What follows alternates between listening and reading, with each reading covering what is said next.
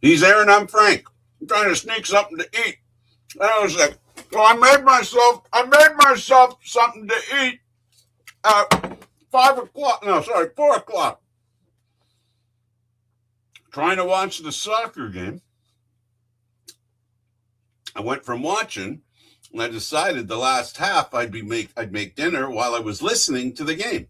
And I kept hearing this crazy noise, but you didn't get any of that. You got the signal, all Yeah. good. Yeah, I didn't. It fell apart. Yeah. Turned out my internet went kablooey. I go to set up the show, and all of a sudden nothing's working. I'm going, okay. This started with a day in Messenger when Aaron and I had a conversation in the morning about Messenger was gone, Facebook was dead, and we were discussing how we're going to share the link. Well, it came back about 10 minutes later, and then the internet went up here in Simcoe. Anyway, so tell me, Aaron, why don't we start with the most important topic of the day? I mean, the game that just happened. I'm going to need your help because I didn't get to watch the last, what was it, the last 10, 15 minutes of running time. I mean, it was like 18, 20 minutes, 15 minutes left in the game, in the clock, right? So they played an extra. I heard after it finally came back, they had an extra 4 minutes. So in that time, what happened? So basically, Jovo Lukic scored the first goal of the game for Bosnia and Herzegovina on a header in the 21st minute. This is one of those situations where you were like, I really hope the home team gets the first, and no, they didn't. The stadium was absolutely packed, looked absolutely fantastic, full. Looked like a horrid abomination with nobody in the stands. Looks fantastic when there are people there. Kyle Larin got to play the hero with his getting the Canadian men's team their first ever point at a FIFA World Cup. And the greatest part is it happens at home. Larin scored in the 78th minute, and Canada ended up with a 1-1 draw with Bosnia and Herzegovina at Toronto Stadium. This is also the first ever men's FIFA World Cup game to be hosted on Canadian soil, so it's doubly important. Now, Canada did control the play for the majority of the game, but wasn't able to find the back of the net until Larin broke through in the 78th minute. Canada will now head to Vancouver for its remaining Group B games, and the Canadians will take on Qatar on June 18th and then finish up group play against Switzerland on June 24th. Now, that doesn't mean that there's nothing that's happening here. There are also World Cup games on Wednesday and Saturday of next week.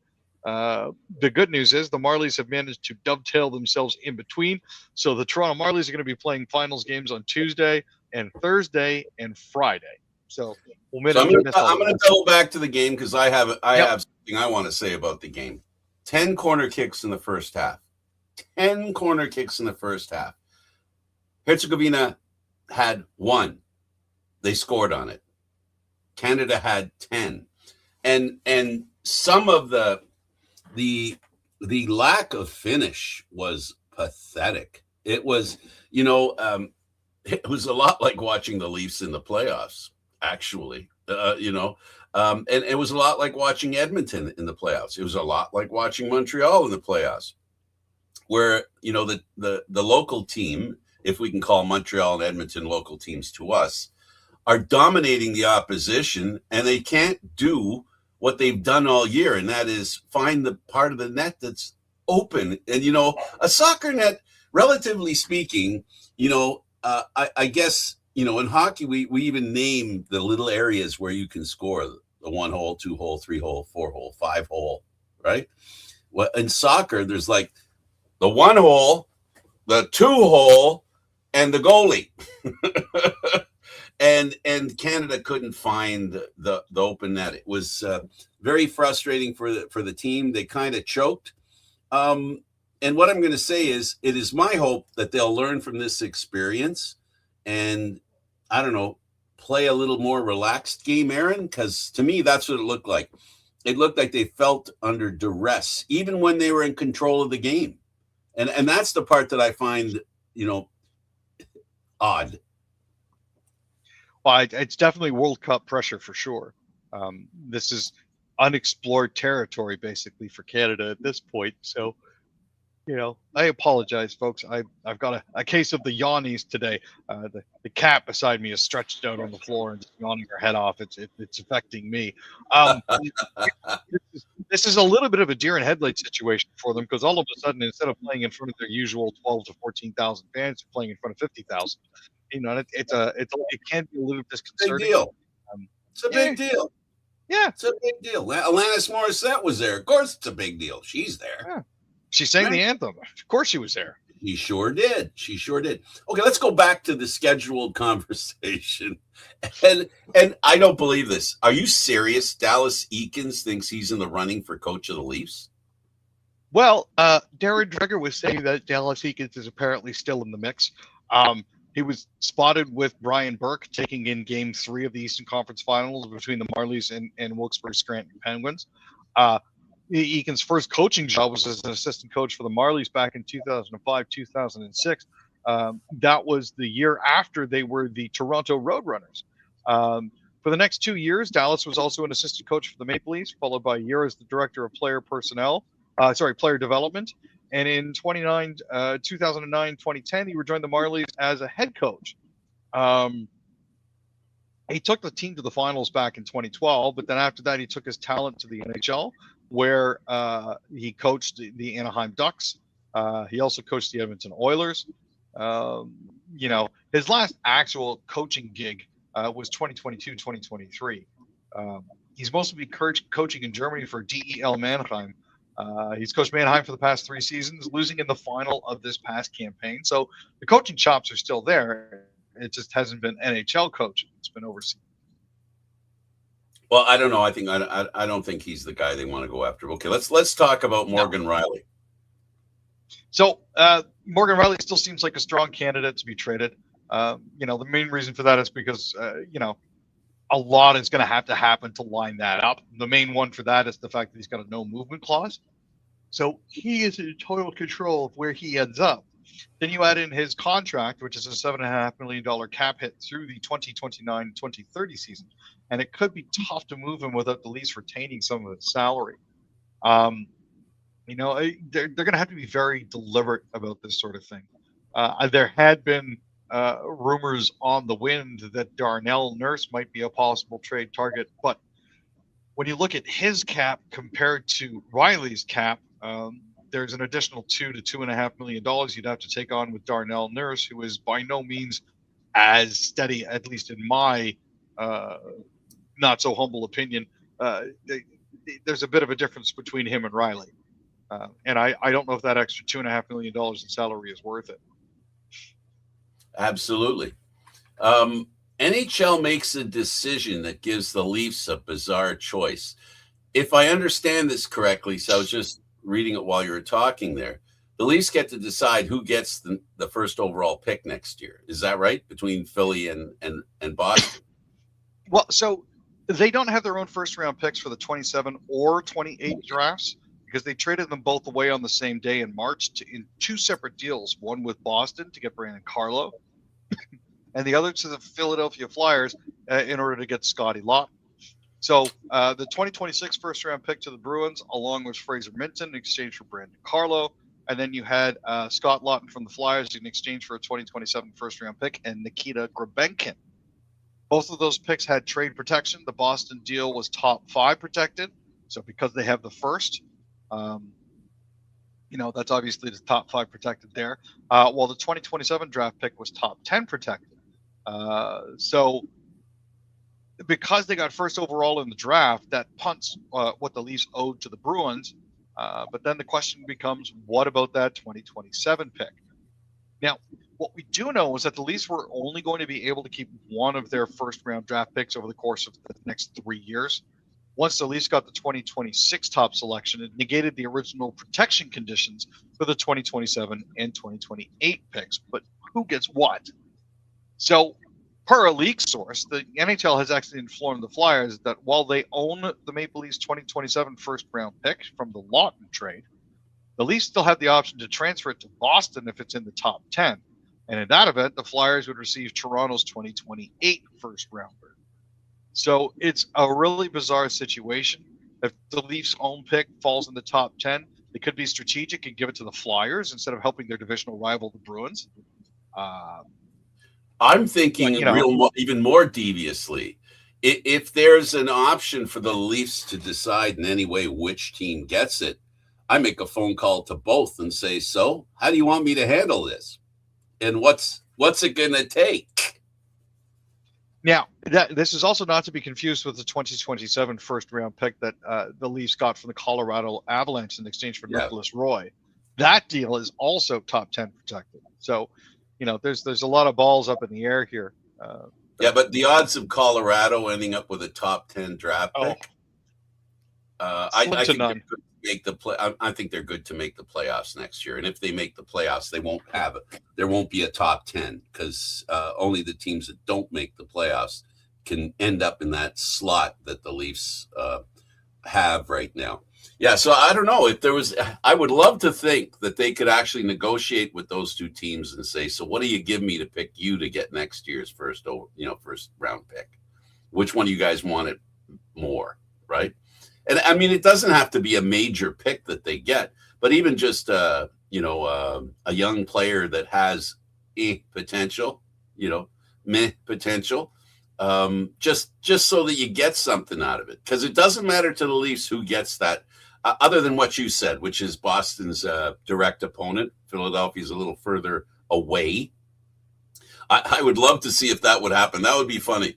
And that would be the hockey gods talking on behalf of the Leaf fans who have been, let's just say, been driven in a bus with some really bad tires and no suspension. It's been a rough ride being a Maple Leaf fan over the past few years, and this would be something interesting. And I find another thumb on the scale with the gods, Aaron. What we're talking about here is with now that Carolina has won that game last night, they're one game away from winning. And the two Leaf players that everybody talked about is, who do you want to win? Do you want Anderson to win or do you want Marner to win? So a tough decision for Leaf fans. But wouldn't it be ironic if Carolina wins and Anderson never dresses for the rest of the series and Marner doesn't get it? That would be that's the best thing. If there's a God that's a Leaf fan, if God's a Leaf fan, that would be the best scenario for the Leaf fans. Spitefulness would win on that day if that's what happened. I don't know if you get what I'm saying. I 100% do, but I mean the thing at the end of the day, though, Freddie got them there, and here's the other thing: they are technically speaking one win away in Vegas from winning the cup, as well. But also, Carolina just recalled their AHL team's goalie. Now, I don't know if folks know this, but the number one goalie for the Chicago Wolves also happens to be the Carolina Hurricanes AHL goaltender. Right. So the longer that Carolina is in this final, and I hope it goes 7 games because Game 7 will be on Sunday, the less chance there is to send somebody down to mess with the Marlies in but their that's another Maple Leaf, the gods are saying, you know what, we know you guys have been screwed over the past few years, so here we're gonna have a little fun with you. We're gonna take away a Marlies a goaltender the Marlies are up against. Have to play. Exactly. So it's kind of funny. I mean, I really think it's an interesting situation because that's not very Leafian, to use your term. It's not very Leafy at all. For this, for it to be Leafian, Carolina wins the cup with Anderson in goal. Marner wins the MVP, the Garden Trophy, the Conn Smythe. My goodness, wins the Conn Smythe, and they don't use the goaltender from Chicago, and that goaltender gets a couple of shutouts against the Marlies and beats them. That would be Leafian. This is the opposite of Leafian, Aaron. Yeah, this is everything's coming up Millhouse. Robidas Island is paying off. How about that? Yeah. Finally. Okay, let's talk first, McKenna. Yeah, so there's been a lot of talk going around recently about the presumptive first overall draft pick. First, it was McKenna. Then it was rumored to be Ivar Stenborg. Now there's a case that can actually be made for a third player, and that would be Matthias Vananen. Now, as everybody knows, who follows us at least, the Maple Leafs have the first overall pick in the 2026 draft. Along with that number one selection, Toronto also has the 60th pick in the draft, which comes in the second round. Now, this 60th overall pick comes from Toronto's Scott Laughton trade to the Los Angeles Kings. The Kings had the Buffalo Sabres second round pick from previous deals, and with the Sabres' elimination in the second round of the Stanley Cup playoffs, the Maple Leafs fall then to the 60th pick in the second round. So looking at different mock drafts and the opinions of draft experts, there's a number of players that are projected to be selected around 60th. One of those is Matthias Vananen. He's coming off an excellent first year in the WHL with the Everett Silvertips. He was a top performer for the Silvertips all season long. In the WHL regular season, he led his team in assists and points with 66 assists in 87. In addition to the production, he provided 21 goals on the year, tied for fourth on the team in that category. So the Leafs certainly have their pick of the litter for first between McKenna and Stenberg. And they also have the opportunity to pick up Matthias Vananen with a 60th overall pick from Buffalo. Fingers crossed everything works out the way that we want it to. Oh, I want so much that Matthews goes to San Jose for their first round pick. The Leafs get the Swede. I want the Swede, whatever it takes to get the Swede. I think McKenna's awesome, but I really think the Leafs need a guy who's a responsible, honest hockey player. Now, that's not to say that McKenna is not an honest hockey player, but he does not have the same kind of talent defensively that the Swede does. And if they could get both, that would be really great because those two guys would be great on the line. I got to tell you, they'd be awesome on the line. Let's go to F1. So for those of you who follow F1, there were 7 different penalties that were handed out, time penalties that were handed out for apparent breaches of the pit lane speed. Now, in Monaco, pit lane speed is reduced to 60 kilometers an hour as opposed to 80. The issue that you run into here is with the addition of Cadillac to the field, there are now 11 pit stalls that have to be set in there. And when measuring everything out for the timing equipment, apparently it turns out that the timing loops that they installed for this particular race were 77 centimeters too close. Meaning that anybody who went through a certain portion of the racetrack while trying to drive through the pits and get to their pits and save a little time actually got clocked as driving faster than they should have. Pierre Gasly ended up with 2 penalties, 2 5-second penalties, which equals 10 seconds. Those 10-second penalties dropped him from 3rd place all the way down to 7th in the standings at the end of the race, which was just absolutely gutting for the Frenchman. The good news is, though, because they realized that there was an issue with the timing loops, they took away those 2 penalties and reinstated him to 3rd. He got a right of review on the decision that cost Gasly his first podium, so that's the good thing. They announced it late yesterday while heading into the Barcelona-Catalunya Grand Prix weekend this weekend. Gasly gets his 3rd place. Unfortunately, Isak Hadjar gets bumped down to 4th, which is where he finished anyways. And Oscar Piastri and the 2 Racing Bull cars of Liam Lawson and Arvid Lindblad will each also drop a position because the FIA screwed up. So very happy for Pierre. Glad to see that he gets his spots. And that's one of those things where they're actually making good on errors that they made. Talk to me about Bieber, not Justin, the one that plays for the Blue Jays. Yeah. So Shane's been working his way back. The Blue Jays have had 6 starting pitchers either miss time this season or miss the rest of the year. A 7th pitcher, Eric Lauer, was designated for assignment and was picked up by the Los Angeles Dodgers. Toronto saw the return of Dylan Cease for a game against Philly on Tuesday, and Scherzer returned to the rotation for the finale on Wednesday. Shane Bieber has been out the entire season to this point with right elbow inflammation, and he's been on a rehab assignment since May 25th. He's 4 starts into his rehab assignment. He had one outing with the Florida Complex League Blue Jays, one with the single A Dunedin Blue Jays, and two with the Triple A Buffalo Bisons. He made his second Triple A start yesterday and had a really solid stat lines. He had 5 innings, 5 hits, no earned runs, 4 strikeouts, and a walk, which means that according to John Morosi and Thomas Hall, he's getting very, very close to coming back, which is very good news for the Jays because it means we don't have to go to bullpen days 2 out of every 5. There you go. Who are the Jays cutting that's a big contract fan favorite? Well, so as many of our fans will know, there is currently discussions ongoing to bring in a new CBA with, get this, a salary cap instead of a luxury tax. It's going to be a hard cap. If that's going to happen, then unfortunately the Jays are going to have to get rid of some salary. The most likely person to be cut in regard to that would be Andres Jimenez.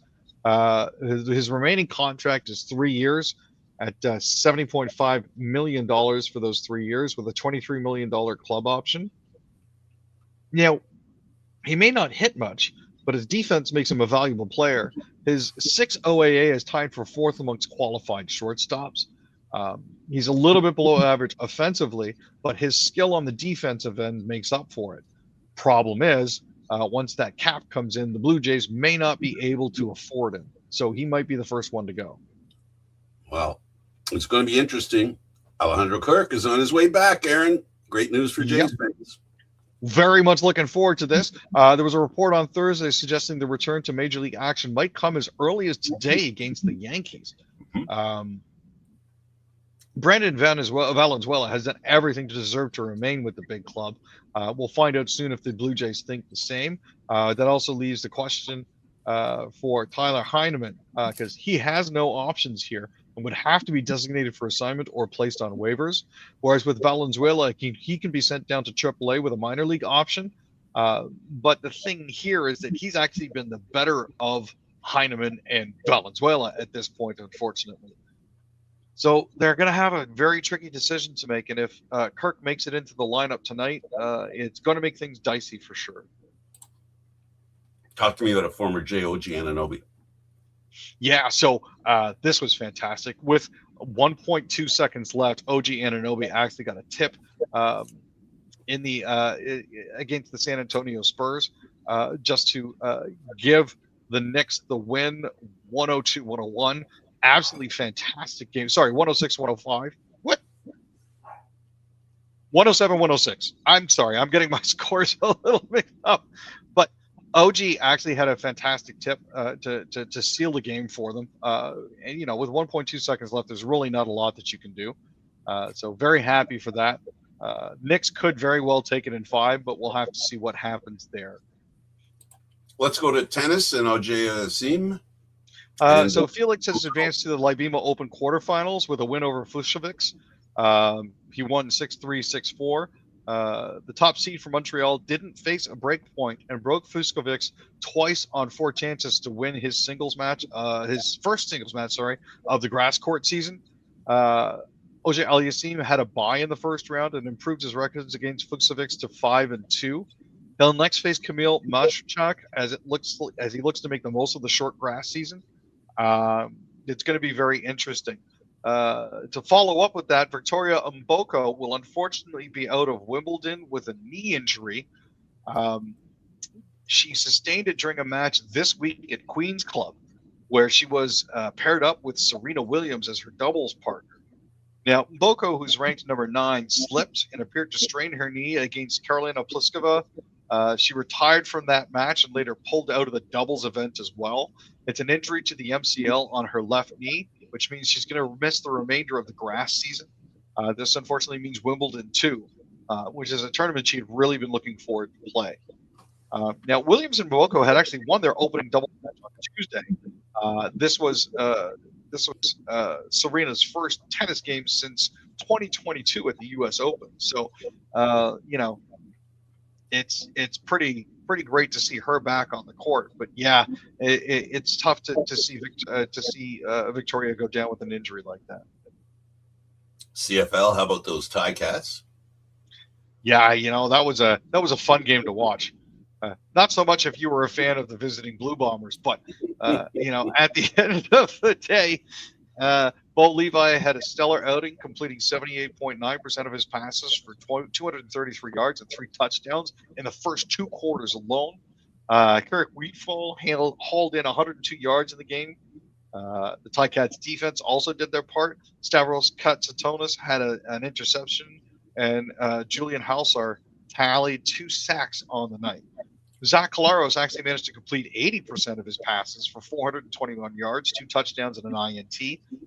Tommy Neal caught 7 of the 9 passes thrown his way for 111 yards. So, not necessarily the result that Winnipeg wanted, but Winnipeg now has a bye week and a chance to lick their wounds. Hamilton is heading back home to host the BC Lions tonight.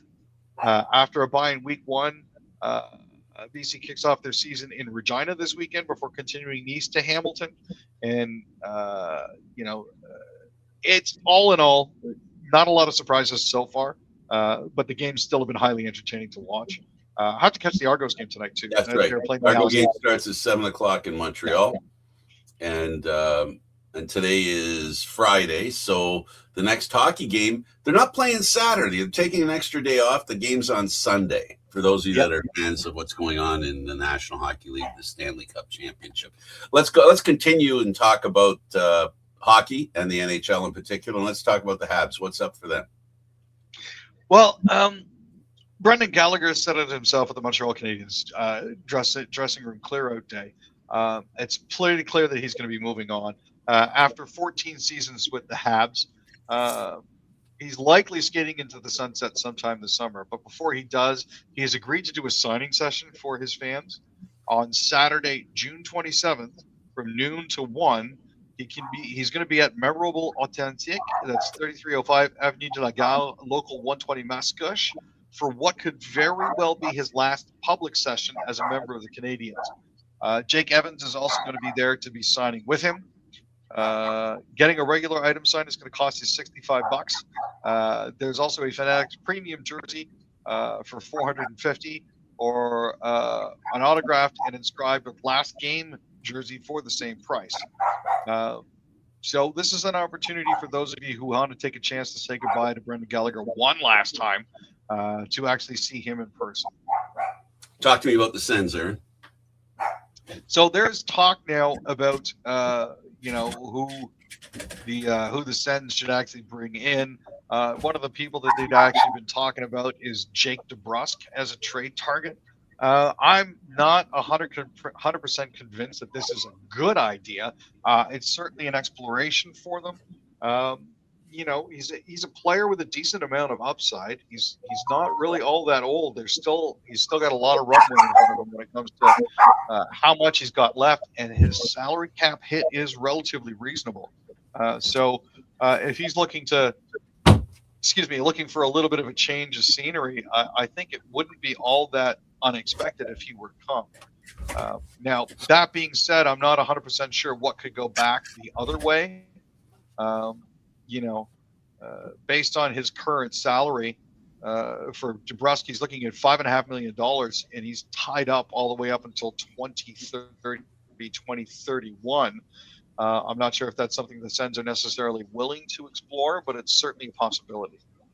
Let's talk about the Jets. Viok Bork. So there's a few draft picks that the Jets have been bandying about. One of them is Viggo Bjork. He's from Sweden. At this point here, with the 8th overall pick, it is possible for them to pick him up. But here's the bit of a risk that they're going to be taking with that. He's only 5'9". Now that means he's a little bit on the shorter side, but he's a pure offensive weapon and has spent the better part of the last several months proving that size is no barrier. At the World Juniors, he had 3 goals and 6 assists for 9 points in 7 games when Sweden got their first gold medal since 2012. That performance alone would have been enough to turn heads. His play actually earned him a spot on Sweden's men's World Championship roster, where he delivered a goal and 5 assists for 6 points in 8 games. which is a pretty decent showing for a player his age, 18, and only 5'9". So, you know, he did confirm that he had an opportunity to meet with the Jets during the combine and said the meeting went well. There we go. But he was clear that he wasn't particularly sure about about where he lands. But he didn't hide his feelings about Winnipeg either. He said he actually really enjoyed speaking with the guys, and it would be great to end up there. But at 5'9", 181, it's a little bit touch and go. I'm thinking the rack. You think? Just stretch him out a little bit? I'm kidding. Just we could add a couple of inches onto his height. I don't know. He's young enough that he could be a candidate for a burst of height, right? And if that did happen, and let's say 3 inches in the next 2 years, he grows that would make a major difference in the subject matter, which is his height, as opposed to what you would expect, especially for a defenseman. That's the other thing. Speaking of defensemen and ones that are a little taller, there's one in Edmonton that said, "I'm out. I've had enough. I want to go. Trade me, please." Is it what the doctor ordered, or is it what the nurse ordered? Well, which is it going to be? Well, sometimes you trust the doctor, sometimes you got to trust the nurse. And at this particular point here, he was a former 7th overall pick. He's got almost 800 games under his belt to go along with 88 goals and 234 points. He's requested a trade from the Oilers, but it's complicated by the fact that he has a no-trade clause that runs through 2027 and a very large contract that's an AAV of 9.25 through 2030. Given his recent defensive struggles, it's a bit of a risk that perhaps a change of scenery, might help with. But here's the thing: all the people that he's chosen there seems to be a bit of a trend. The San Jose Sharks is one. The Chicago Blackhawks is another team. The Anaheim Ducks are a third team. Then there's the Philly Flyers and the Detroit Red Wings. The Sharks have cap room and could use a veteran to help out with leadership and lend a word to the rookies on defense. The same thing goes for Chicago. They have a very young core that he could definitely help with there. The other trend that goes along with his list is the folks that could be contending, specifically the Ducks, the Flyers, and the Detroit Red Wings. Even with the possibility of a Dylan Larkin trade possibly coming, the Wings are going to want to stay relevant and attempt to make the playoffs again. Maybe picking up Nurse might be what helps them over the top. Philly's got Travis Sanheim, but adding Nurse can only help. And the Anaheim Ducks, again, they're very, very close to contending. Despite being swept this postseason, that's not really a true indicator of their level of play. I think that Darnell Nurse could be a valuable addition to them as well. Let's talk about the Ducks. No, not the Canucks. Sorry. Not the Ducks, the Canucks. So the Vancouver Canucks have named a new GM for their AHL affiliate, the Abbotsford Canucks. They've named Richard Seeley as the GM. He spent his last 8 years as the general manager of the Ontario Reign. And he also has a local connection to Vancouver as he's from Powell River. Not only is he going to serve as Abbotsford's GM, but it'll also be the AGM with the big club, the Vancouver Canucks. During Seeley's time with the Reign, the Ontario Reign won over 300 regular franchise games. Last year, they won the Pacific Division while setting a new franchise record with 47 wins. Ontario swept Abbotsford in the second round back in 2024. People that have graduated actually from the Ontario Reign program are Matt Roy, Michael Asamont, Gabe Velarde, Arthur Kaliev, Sean Dursey, Quentin Byfield, and Brant Clark. If those names sound familiar, that's because all of them are currently playing in the NHL. So, it's one of those situations where this has been a very good get for them, and they needed somebody to replace Malhotra and give a little more guidance to the Abbotsford Canucks. So I think picking up Seeley is a great choice for them. Staying with the Canucks, Stetcher is talking about going back to the Canucks. Yeah, after years of looking towards a core like Elias Pettersson, Brock Besser, Thatcher Demko, and others, there's been a lot of turnover there now. Bo Horvat, JT Miller, Quinn Hughes, all gone. They're looking now at stars like Z Bulliam, Tom Willander, and Braden Coots. The rest of the team is also just entering their 20s, but sometimes you need a veteran to go along with that. And Troy Stecher was one of those players who seemed to rise alongside that late 2010s core that Vancouver helped build. He spent 4 seasons before signing with the Detroit Red Wings in free agency and then getting picked up with the Leafs. It's his 11th season. I think that there's a lot that Troy can bring to the table for Vancouver if they decide to go with him. So, the fact that he's also a local boy doesn't hurt. Absolutely not. Doesn't hurt at all. And you can't complain about his effort. The guy gave his all. Size, we talked about size earlier, and that is an issue, in the National Hockey League on the back end. But, some players are able to play within their size. What I noticed in this season with the Maple Leafs, his game deteriorated as he went on. And I think the more they relied on him, the harder it was for him to perform at a level that he needed to perform. So I don't think he's he's not a top 4 defenseman. He's a number 6, maybe a number 7, somebody who sits out one game and then comes back in and plays again. I don't know. It just seemed to me, Aaron, that he ran out of gas with the Leafs. Now, I don't know whether it was emotional gas because of the way the team kind of floundered. I don't know, but that's what it looked like to me. No, it's entirely possible. His play, did seem to drop off towards the tail end of the year, unfortunately. I think it's a combination of age and abuse. But, there's if he has a decent enough summer, there is a decent chance that he could be able to come back and make a real difference. Well, we'll see. I mean, it's not like everybody's set in positions at this point. And I don't speak of the Leafs. There's always an opportunity for someone somewhere. Now, speaking of opportunity, there's an opportunity for Carolina to win the cup. All they have to do is win one game on the road. Now, the coach Tortorella said he's left his clothes at the hotel because he's planning on going back to Carolina. What do you think, Aaron? I appreciate Tort saying something like that in an effort to chin up his team. It's something you kind of have to say as a coach. You don't ever want to give the impression that you're giving up on your team. But with that win, it's an interesting statistic. The team that wins Game 5, 76% of the time goes on to win the Stanley Cup. Now, whether that's in 6 games or 7 games was not mentioned during the broadcast. But the fact of the matter is that the majority of the time, the team that wins the 5th game is usually the one that does, in fact, win the cup. So they're going back to Vegas for Game 6 on Sunday at 8 p.m. And if necessary, Game 7 will be on Tuesday of next week. Vegas opened the scoring, as they often do.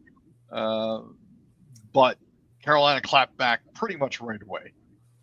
Built themselves a 2-goal lead and held on for dear life until the very end of the game. Some big hits, some really, really big hits. Carlson left midway through the game in the second period. Looked like a shoulder issue. Yeah, when he got hit by Sean Walker.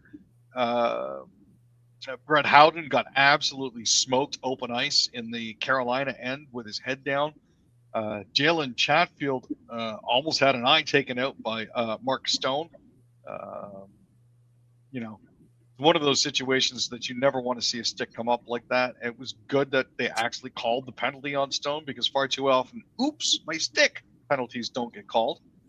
Wow. But yeah. They've got to control their sticks. You're responsible for controlling your stick. So that's not a very good excuse. So they were I was very impressed with Carolina's physicality because that wasn't on my radar. Not that I thought that they were pushovers or anything like that, but the extent with which they played physically against Vegas, who are not a small team, and succeeded in playing that physical style.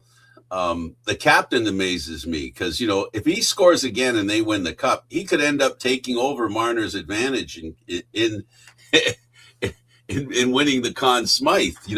There's no player has ever scored in every final playoff game going back to, who are they saying? Was it Jeffrey and an old Leaf back in the day, 1919? So, special occasions have happened here in this Stanley Cup final. A lot of, personal bests that transcend just the season. It transcends seasons. So it's been a very interesting playoff. And I myself, I'm not really pulling for either team, but I can see that Carolina, for me, Aaron, if we use our logic, if I use my logic that I use a lot whenever the playoffs come and the Stanley Cup comes, well, this team just won it a couple of years ago. F them. Let's go with the team that hasn't won it in a while. That's the only stipulation I'll make in support of Carolina winning it. Not the fact that Freddie Anderson's on their team and Marner's on Vegas, just simply because they haven't won in a while, and it would be nice to have somebody different. I don't preferably, I wouldn't want, if you started the season, those are two teams I wouldn't have wanted to win a cup. I would have preferred to have seen, a more hockey friendly community win, but that's neither here or there nowadays. No, it's very true that these were nobody's first picks, I don't think, to win the cup at the start of the year. Doubly so for Vegas, especially with off-season acquisitions and signings mid-year and what have you. Not to mention some of the issues that Carolina has had with certain players that they've tried to sign to their AHL and ECHL affiliates, much in the same vein as that one signing for Vegas. You want irony, and this one ran across my head at the beginning of this series, and it didn't really matter because it was too early in the series. But now imagine, more than the fact, do you want Marner to win or do you want Anderson to win? If Carolina wins, Aaron, Marner could have been playing for Carolina. Yeah. There was a how is that for irony? Wouldn't it be hilarious if he doesn't win the cup and he loses to the team the Leafs said, "Hey, we'll send you there," and he goes, "Nah, don't want to go there." That would be ironic. It's another twist. It's another twist with the Leaf gods getting a little bit even.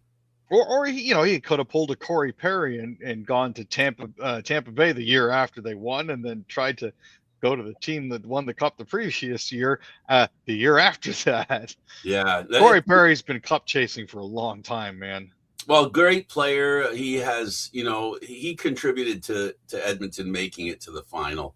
He did a great job for the Canadians against the Leafs. You remember that. He was a thorn in the side to the Leafs. And I got to say, this playoff series is interesting because these teams, up until last night, leads were not safe.